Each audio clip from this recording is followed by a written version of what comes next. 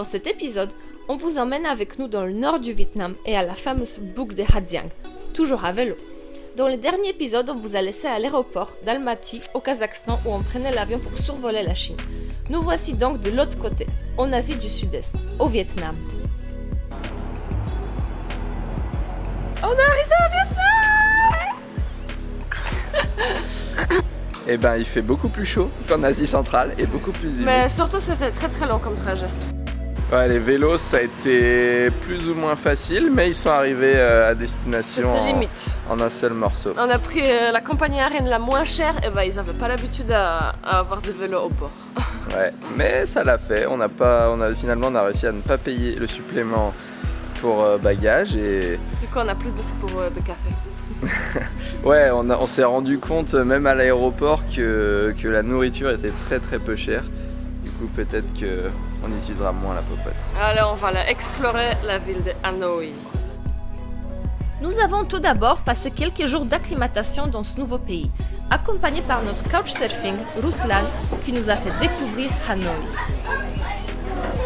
Dès le premier jour, nous aurons compris que la seule chose en commun entre l'Asie centrale et l'Asie sud-est, c'est le mot Asie, rien d'autre. Tout d'abord, la nourriture est incroyable au Vietnam. Bon marché est très varié, ce qui n'était pas le cas en Asie centrale. De même, le climat n'a rien à voir. Ici, il fait chaud et humide, alors que nous venions de passer 4 mois avec un climat froid et sec. Est-ce que tu sais qu'est-ce que tu vas manger? Non, mais ça a l'air très bon. C'est le premier jour à Hanoi, il est 8h du matin et on s'est pris une petite soupe. C'est un ramen en fait. Tous les jours, nous découvrons l'originalité de la cuisine vietnamienne. Il y a beaucoup de riz sous toutes les formes possibles. On adore.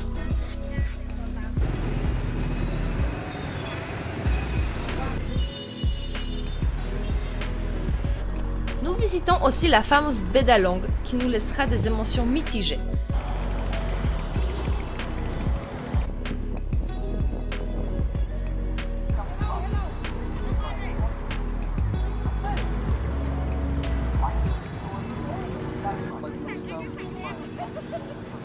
Bien que magnifique, le site étant submergé par les touristes, il se transforme en parc d'attractions.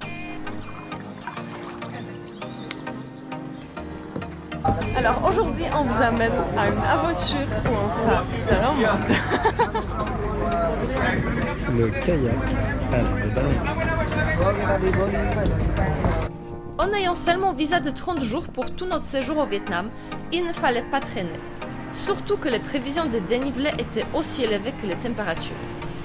Après quelques hésitations au vu de la météo, nous décidons de faire une boucle dans le nord du Vietnam et pédaler en partie la boucle de Ha Giang.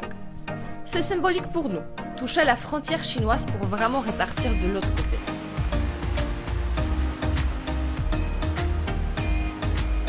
Alors, on est chez notre couchsurfing Ruslan à Hanoi et on va rassembler nos vélos.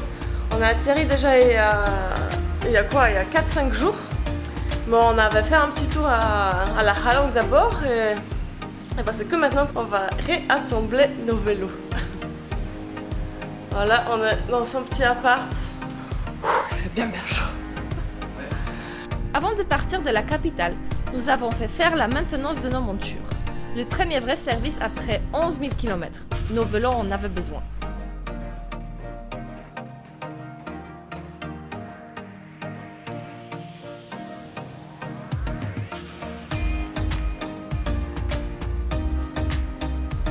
Alors c'est le grand départ dans le nord du Vietnam. On va essayer de faire la fameuse loop dans le Hang Chai. Et ben on est bien chargé, on va voir qu'est-ce que ça donne.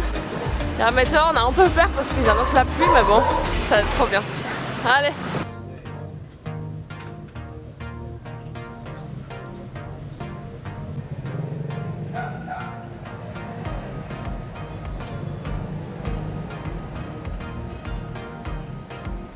Encore quelques moments stressants en centre-ville de Hanoi et nous sommes enfin sortis pour notre boucle dans le nord.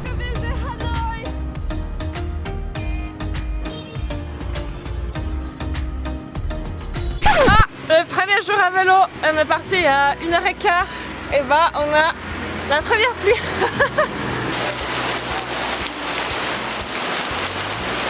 Heureusement que ce pays est fait pour les monsoons et qu'il y a des toits littéralement partout. Ça tombe parfaitement pour le 12e petit déj de la journée.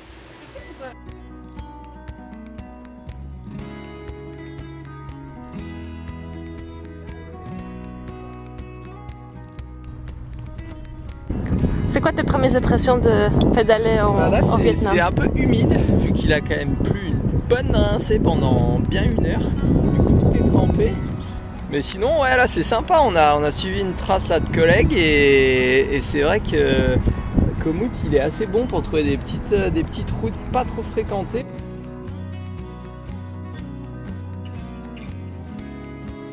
Une petite pause pour remplir notre bouteille avec l'essence pour nos bivouacs et on est reparti.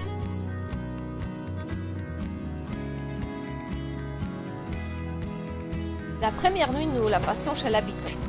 Nous nous arrêtons vers 17h et demandons si ça sera possible de poser la tente.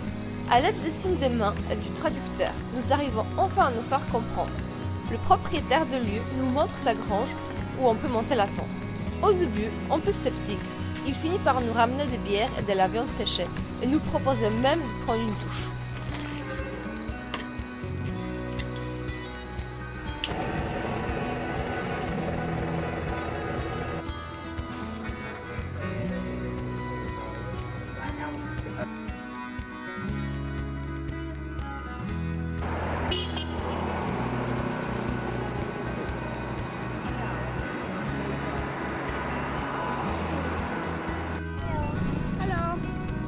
Ces jours-là, nous faisons une rencontre extraordinaire.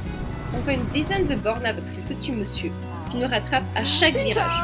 Malgré le fait qu'on ne parle pas la même langue, on rigole bien.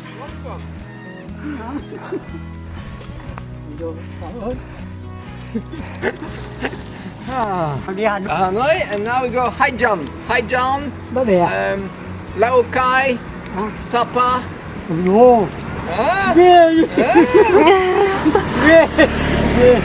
Then we go Laos, Cambodia, Thailand, Bangkok.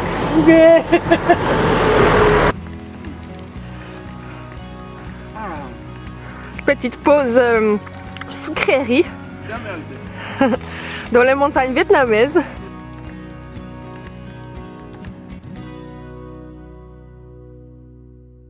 Năm nay 79 tuổi rồi. 79 rồi. I don't know. 20 nhỉ? 20 à? Tommy. Thế à? Tommy. Có tiếng tôi không rõ. Tommy. Roxy. Thế à? Roxy. Ôi dồi. And you? What's your name? Your name?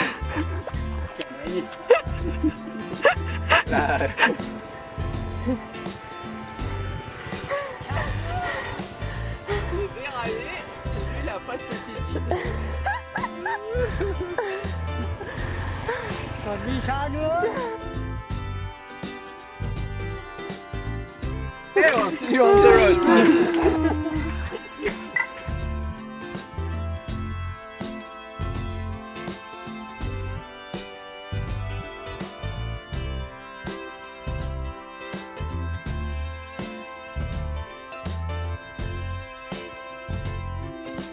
La 12e nuit, nous passons dans un homestay au bord d'un lac et profitons de la vue sur les premières rizières.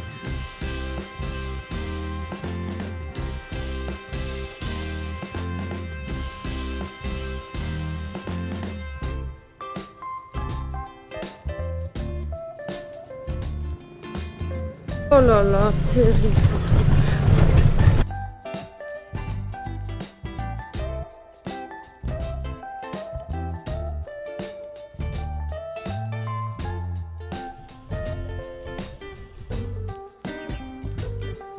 Sur notre route, on mange dans les petits restos locaux parce que ça coûte bien moins cher que de cuisiner nous-mêmes.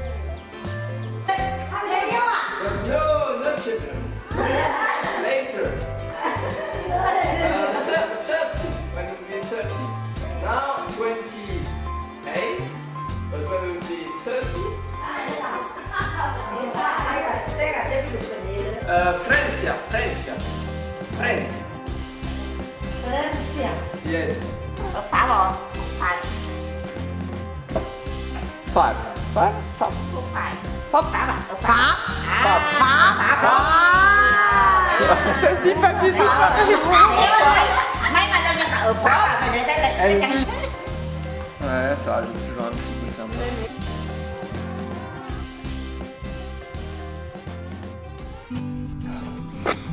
Oh, c'est dur. Le nord du Vietnam. Ça pousse. Il fait très chaud. J'ai pas beaucoup d'énergie. Alors, jour numéro 3 dans notre loop dans le nord du Vietnam. Et ben, on a dormi dans cet magnifique endroit. On n'a pas été dérangé une seule seconde. Très bien. Et aujourd'hui, il nous attend 30 km de montée avec 1200 mètres de dénivelé. On s'est réveillé tôt parce qu'on pensait qu'il va faire plus frais. Pas du tout. Et c'est pas facile à parler quand tu te brosses le bras.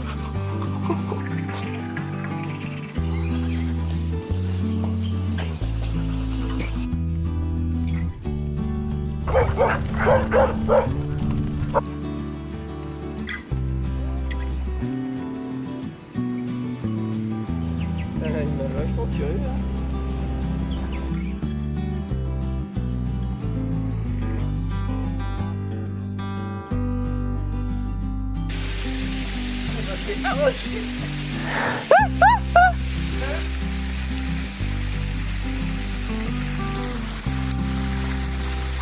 Ah, je me fais arnaquer.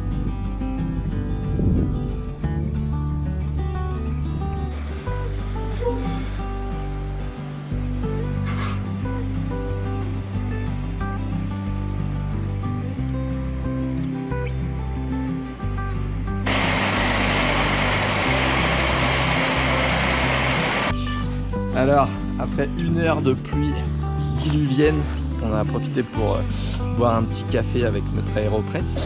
Et là, on est reparti sous le soleil, comme quoi la météo change d'un moment à l'autre. Ouais. Allez. Ok, bye bye. Et cet hôtel, c'était le pire hôtel de tout le Vietnam. On vous conseille surtout pas.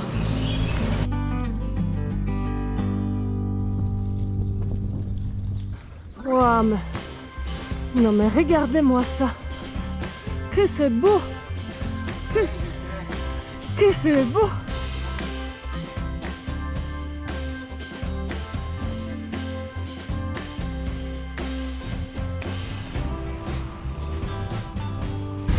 Ah, c'est beau le Vietnam. Oh, ouais. Ouais, 12e jour de... Il y a eu une descente. Là, c'est quand même carrément presque de la pluie, là. Heureusement qu'on avait 2 jours, même 3, de grand beau, parce que là, franchement, terrible.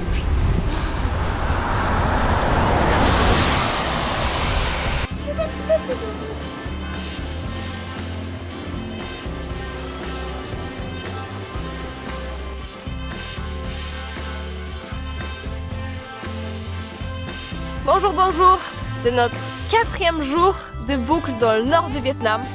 Et ben aujourd'hui, la journée, elle s'annonçait vraiment pas très bien.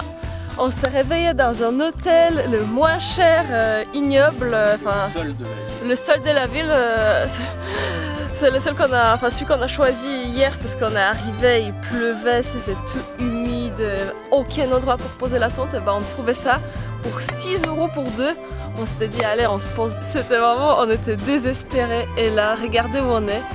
On s'est trouvé un petit spot pour faire le pique-nique. On est les rois du monde. Bon, le ciel est toujours pas incroyable, mais franchement, c'est beau. On est arrivé à Bao Lac.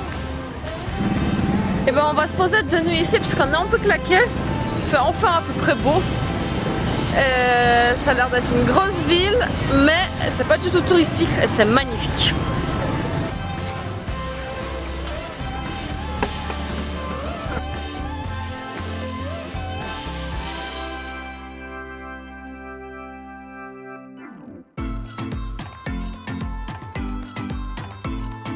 Aujourd'hui, on s'est réveillé à 5h pour partir à 6h. On peut marcher. Il est 15h, on a fait déjà 53 km. Il fait une chaleur. Ouais, bien. Et on compte faire encore 6 km.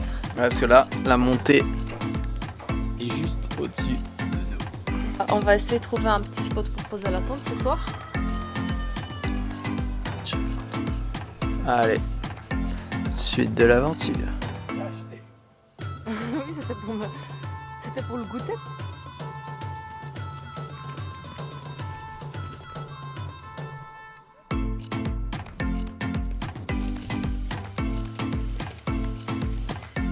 Je pense que c'est le terrain le plus rocheux qu'on a vu depuis le début.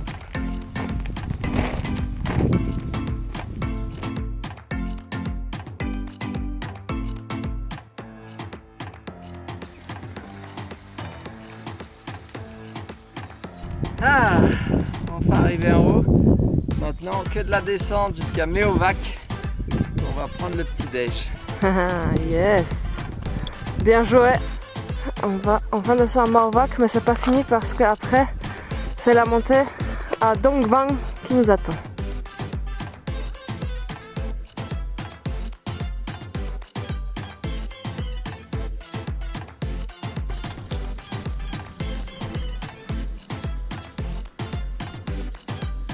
Oh, la ville de Maolac.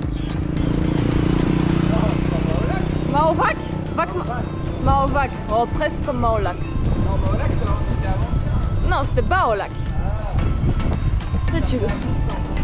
Oh, mais toi, tu comprends rien, toi. Oh, cet après-midi, on va grimper.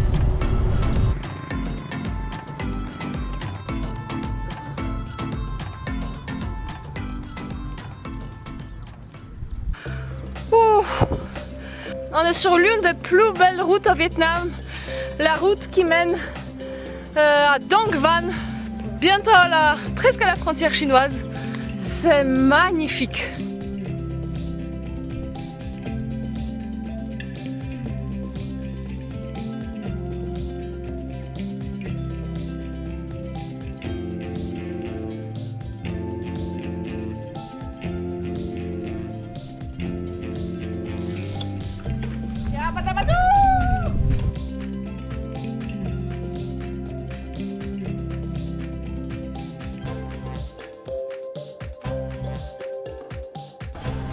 Arrivé à Dong Van ville. Oh, c'est toujours très chaud. Il y a de belles falaises.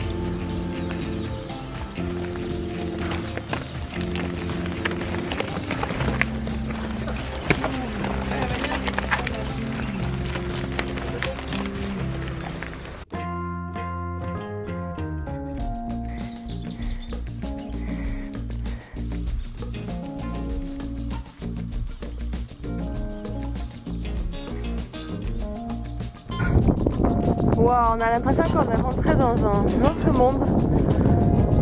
On est juste de l'autre côté de Dong Van. C'est vraiment... Qu'est-ce que je peux utiliser comme adjectif encore?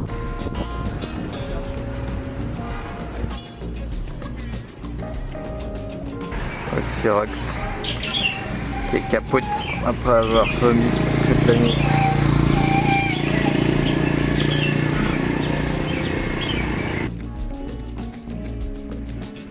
Et nous sommes arrivés à notre hébergement pour ce soir. Bon, les chambres sont un peu petites et il y a plein de moustiques.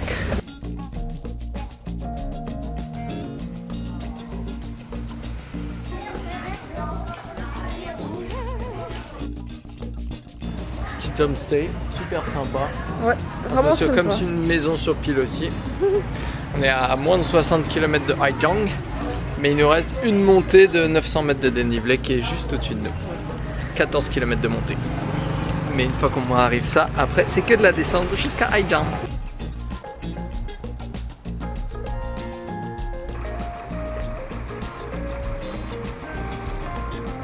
On est enfin arrivé à la ville de Hajiang.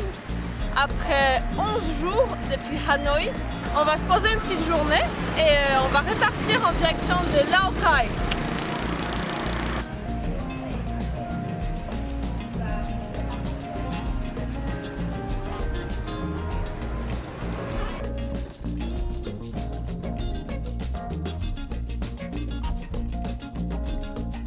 On s'est fait encore inviter par un Vietnamien qui nous propose de dormir dans sa chambre d'amis. L'occasion de redécouvrir la culture locale.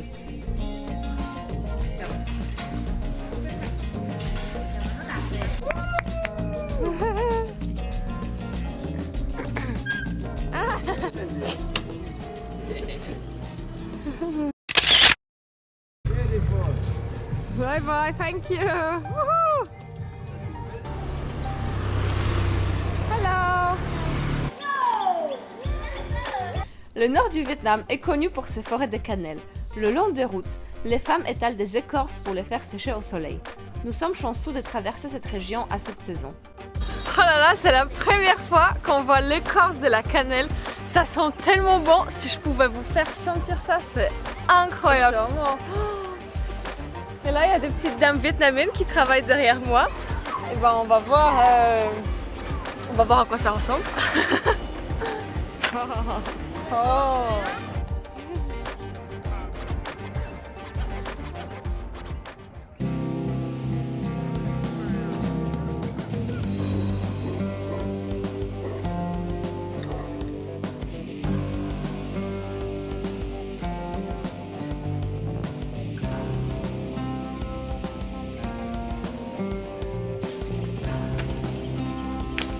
Et nous terminons par poser la tente au milieu de ces arbres à cannelle.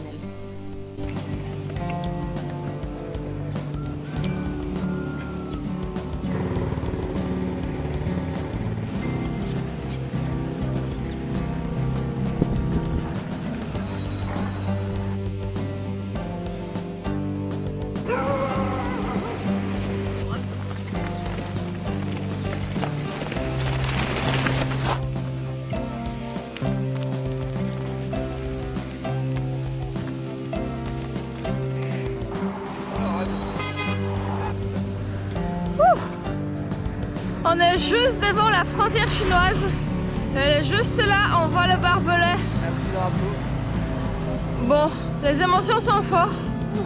Au moins pour moi, parce que du coup, on n'a pas pu rentrer dans ce pays et le traverser à vélo. On se retrouve de l'autre côté Vietnam. On n'est pas content.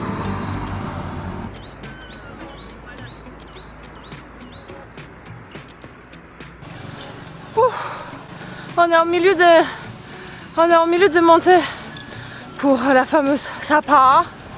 Et bah franchement, je pense que c'est l'une des montées les plus dures de notre voyage.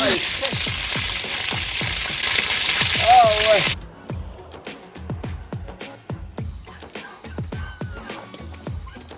Ok.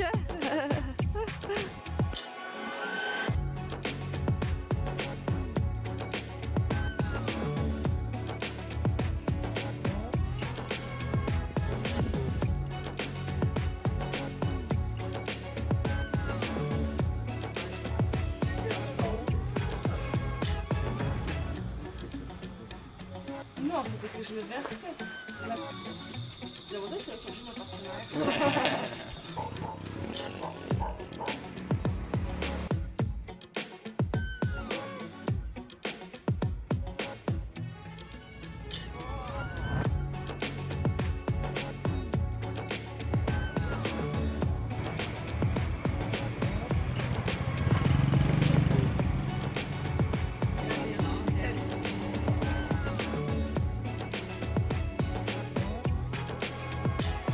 Hôm qua ai đi xin gì à?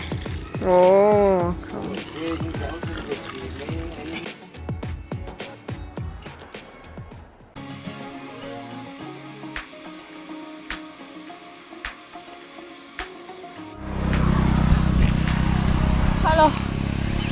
16 avril. On est au milieu de Vietnam. C'est chaud. Et il fait ressenti 44 degrés bien chaud. On a déjà bien roulé, on a fait 70 km. Et il y a Tommy qui nous a trouvé une cascade sur la Maps.me. On verra ce que ça donne. Elle est juste derrière moi apparemment. C'est vrai que c'est la première possibilité pour nous de se baigner depuis très longtemps. Du coup, on va voir si on peut juste rincer. Bon, l'accès déjà n'est pas facile. Mais ça, je suis habituée avec mon Indiana Jones. Ça n'a jamais été facile.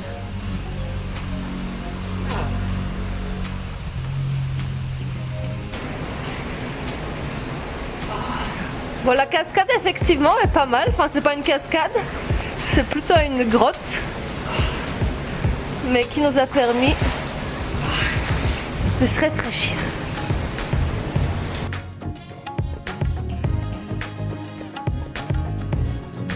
Avec un petit peu plus de challenge et d'adrénaline pour le bivouac.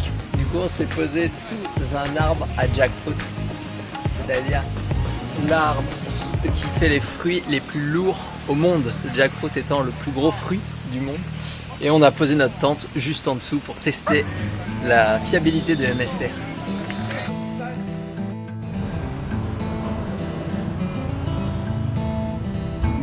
Aujourd'hui, c'est les vagues de chaleur qui arrivent. Du coup, nous sommes prêts à partir à 4h50. Bon, presque.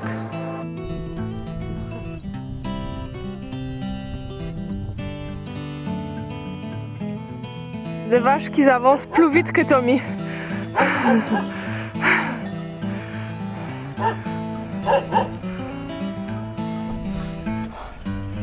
Allez, on arrive à la frontière avec Laos. Passage du Vietnam au Laos.